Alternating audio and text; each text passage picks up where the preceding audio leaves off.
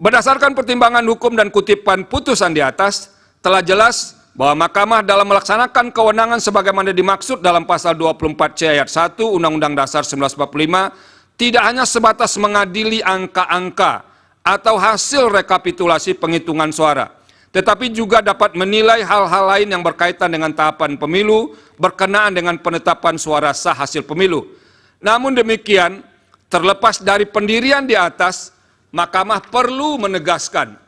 sebagai lembaga yang memiliki kewenangan konstitusional untuk memutus perselisihan tentang hasil pemilihan umum sebagaimana termaktub dalam pasal 24C ayat 1 Undang-Undang Dasar 1945, sebenarnya tidak tepat dan tidak pada tempatnya apabila Mahkamah dijadikan tumpuan untuk menyelesaikan semua masalah yang terjadi selama penyelenggaraan tahapan pemilu. Apabila tetap diposisikan untuk menilai hal-hal lain, sama saja dengan menempatkan Mahkamah sebagai keranjang sampah untuk menyelesaikan semua masalah yang berkaitan dengan pemilu di Indonesia.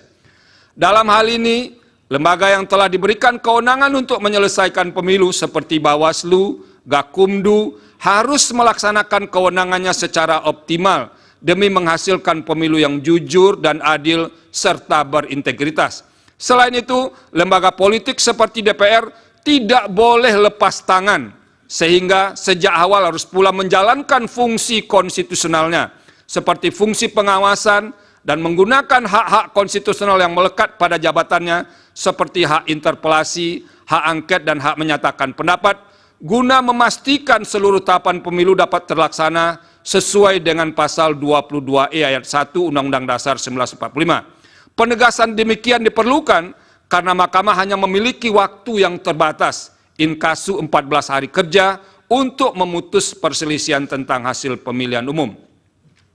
Berdasarkan uraian pertimbangan hukum di atas, eksepsi termohon dan eksepsi pihak terkait yang pada intinya menyatakan Mahkamah tidak berwenang mengadili permohonan akuo dikarenakan pemohon tidak mendalilkan perselisihan hasil suara pemilihan presiden dan wakil presiden berupa penghitungan secara kuantitatif, melainkan mendalilkan pelanggaran kualitatif yang bersifat terstruktur, sistematis, dan masif, adalah eksepsi yang tidak beralasan menurut hukum. Dengan demikian, Mahkamah berwenang mengadili permohonan akuo. Tenggang waktu pengajuan permohonan